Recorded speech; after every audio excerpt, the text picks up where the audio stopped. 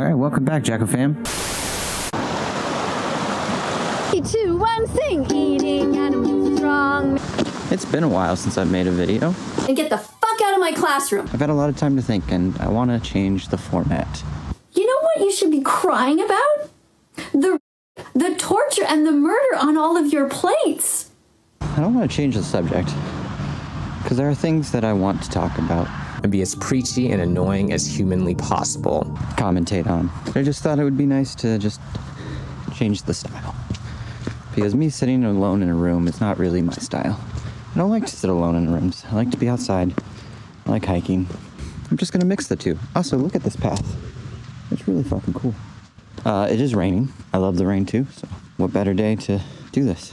Let me know if you like the new format. I wanted to talk about this new YouTuber that I came across, the Omni King. Annoying vegans and annoying vegan. He seems to have this crazed obsession with vegan teacher.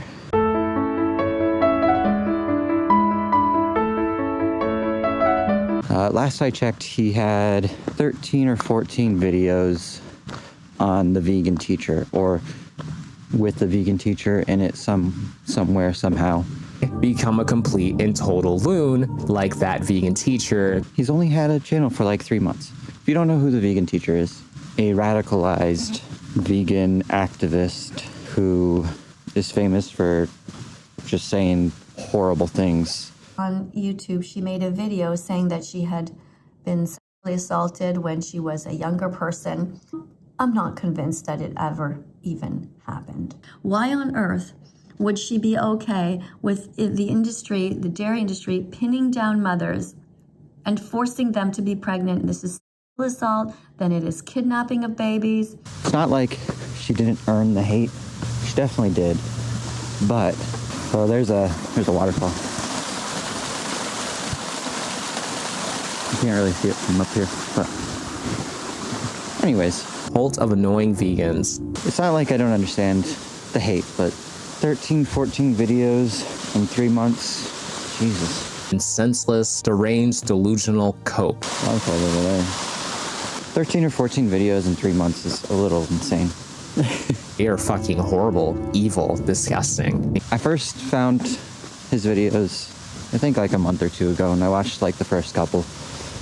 And I was like, oh, okay, new commentary YouTuber.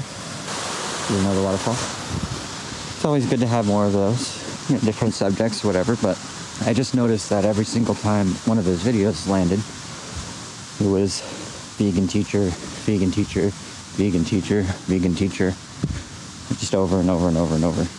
They just started getting angrier and angrier and angrier. Honestly, I just think it... So pathetic.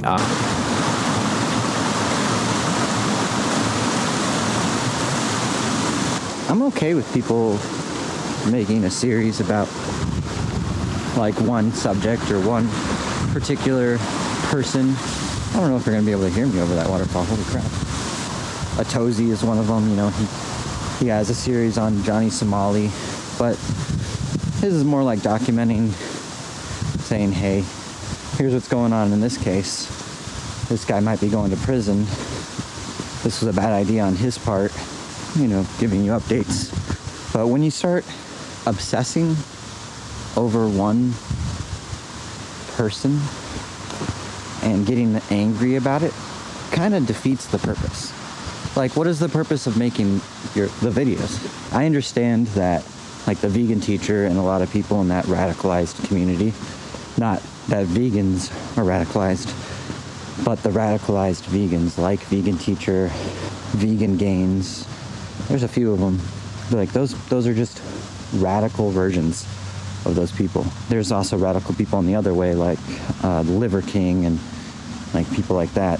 When you start interacting with those communities, like, yeah, they like to insult people and just kind of be assholes in general. I don't think it's a smart idea to give that energy back.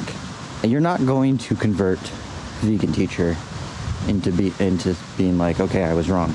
Like, that's never gonna happen. Unless something major happens in her life, she's gone. She's not gonna admit she's wrong. She's not gonna admit that the shit she's saying is wrong. The amount of people you're going to convert by just insulting them, bombarding them with hate, and bombarding them with insults and name calling, and showing that you don't actually care about them at all is extremely, extremely ineffective. That in fact, it's probably detrimental more than anything to the entire cause and to everything that they're standing for there. But the people around her, the people who aren't as radicalized, those people can come back around. You know, honestly, maybe the vegan teacher could come back around, but you're not going to do it by insulting her or insulting the vegan community and saying that they're, you know, a cult and that they're assholes and that they're, you know, whatever else. You wouldn't, half of your video is calling them names. I'm probably exaggerating there. It's probably not half of the video. People are just going to tune you out. I have 2 examples of how just being a kinder person really gets through to people. First, I don't remember what the guy's name is, but there was a guy who really wanted to talk to people in the KKK, like get their perspective, get their, all that kind of stuff. He got to one of the leaders, the Grand Dragons of the KKK. I don't remember if it was like, okay, I'm not sure how the KKK works, to be honest with you. I know that their leaders are called Grand Dragons, but I don't know if that's like a regional, a statewide, whatever. You know, the black guy went in and befriended the Grand Dragon. And instead of like insulting him and calling him names and telling him that he's, you know, an asshole and being violent and all that stuff, they got to know each other. And over time, through getting to know each other, the Grand Dragon realized that he was wrong. He spent all of this time dedicating himself to this club that is wrong. And he left the KKK. And I'm sure that he still is, you know, a little racist, because that's not just something that a race is like that, especially if it's that deep-seated. But he realizes probably absolutely hating these groups that aren't like him is not the way. This is far down. I don't know if I'm gonna be able to make it. I got 3 minutes and then I gotta start walking back. I have work today. I'm doing this before work. Another example I have is from actually Kevin Smith. Kevin Smith is a director. He makes very raunchy movies which I love. He made Clerks, a movie about some people that work at a store. They're clerks at the store, hence the name Clerks. It's really good. Well, I love it. I don't know if good is the right word, but I love it. I love the movie. That launched his career, and eventually he made a movie called Dogma. It's about a fallen angel trying to get back into heaven, and which doesn't sound like it would be a raunchy movie, but it really is. Westboro Baptist Church learns about this movie. This is like at the height of the Westboro Baptist Church stuff. They start protesting. The new movie Dogma opens tonight, and it's already generating a huge amount of controversy, and so is its creator, Kevin Smith, who lives right here in New Jersey. Hail Mary, full of grace. Organizers in Eatontown had hoped for hundreds to join them in the protest against the movie Dogma. Instead, they got less than 24. He wouldn't admit it, but he looked and sounded suspiciously like Dogma's writer, director, co-star, and New Jersey resident, Kevin Smith. I don't think it stands for anything positive. What does it stand for? I don't know, but I've been told not good.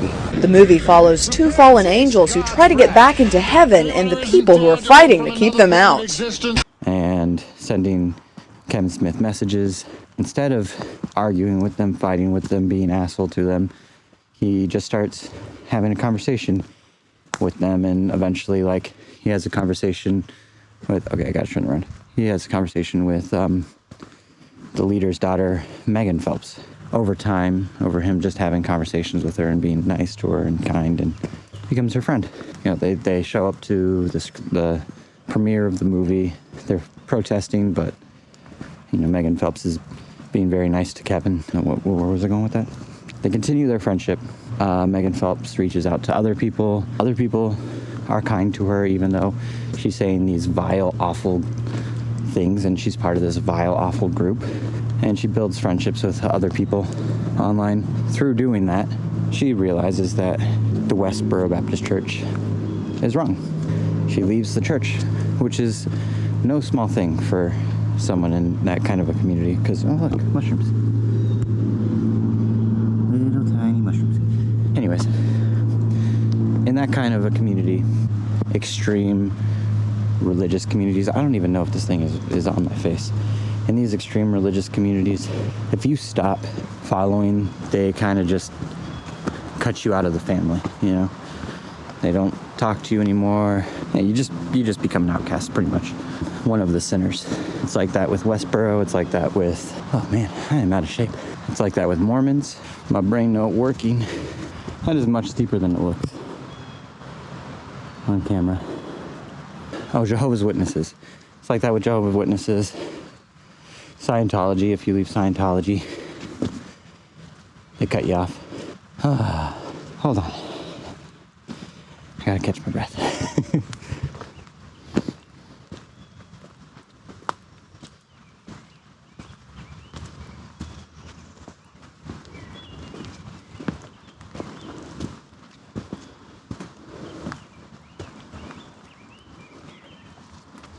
So my only point is to Omni King, or, you know, whoever is making content like Omni King, just be nice. Kill them with kindness. Like, it's good to call out their bullshit. Point out the contradictions. Point out what they're saying is mean or evil. Point out that the vegan lifestyle isn't for everybody. There are people that can do it. And, you know, if you can do it, great. We're really not set up for veganism. So I just went through a New York winter. I haven't had a hike in like 6 months. Yeah, point out like veganism doesn't work for everybody, and that we are omnivores. We can survive off of a vegan diet. We're omnivores. We can also eat meat. Meat is the best way for us to get our proteins and some other stuff. Vitamin B, I believe. You know, well balanced diet, iron. Personally, I don't think we need to be eating as much meat as we do. We eat a lot of meat as a society.